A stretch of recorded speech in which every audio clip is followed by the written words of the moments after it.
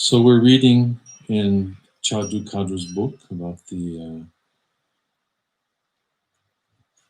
recitation of the Djetsun mantra and the visualization of the rainbow lights of the 5 colors that relate to the 5 Buddha families, purifying the 5 poisons and transforming them into the 5 wisdoms. Then the next section says, when the force of confusion diminishes, its reflections of negative karma, sickness, demonic afflictions and obstacles also diminish. Tibetans mean various things by the word demon.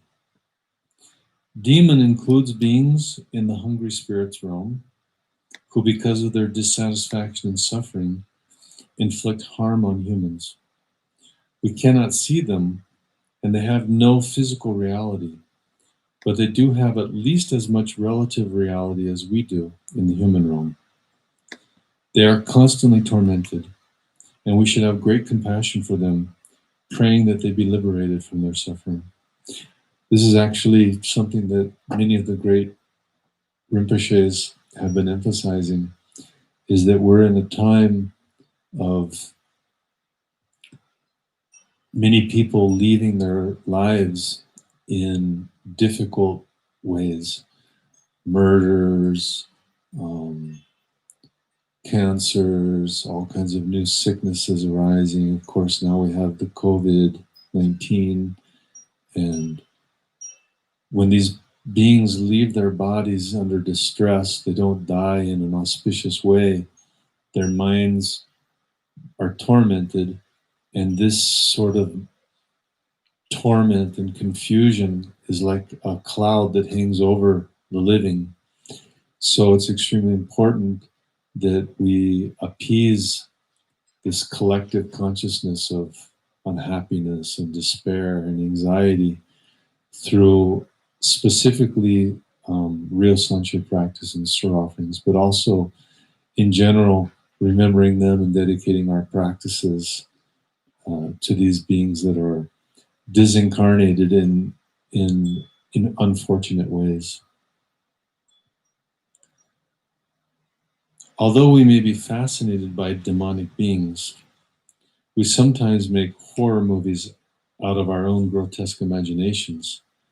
But these external demons are not as relevant to our situation as the internal ones, which are the demon of the mind's 5 poisons.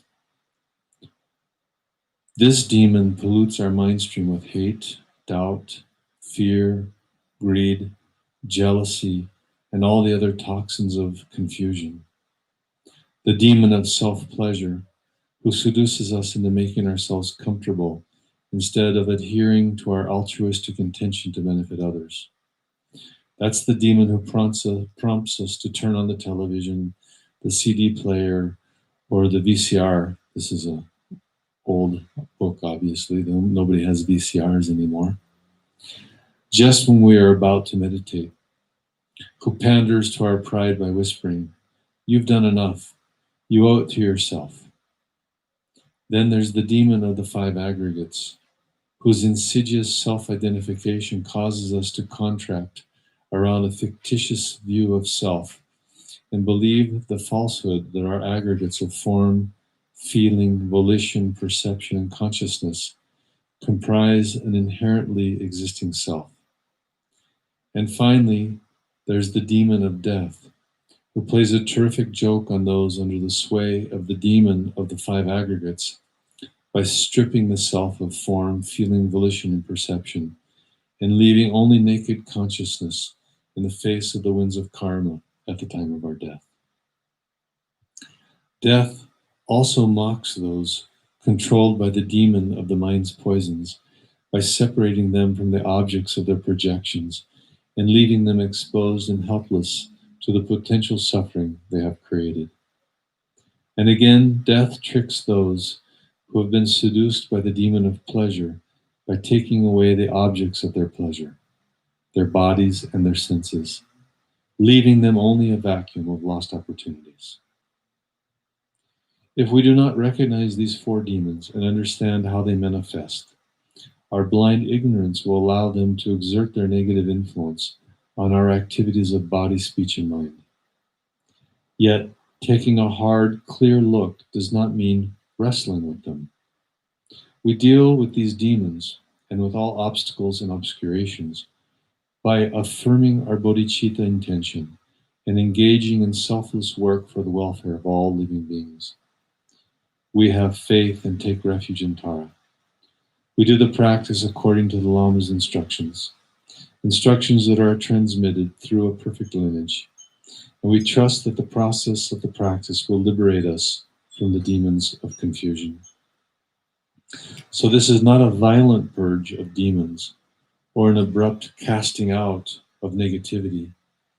Rather, they evaporate like dew in the morning sun. When the short English text was compiled from the extensive Red Tara Sadhana, Chagdud Rinpoche focused most specifically on this image, and in doing the practice one realizes its profound meaning beyond the mere beauty of poetic expression.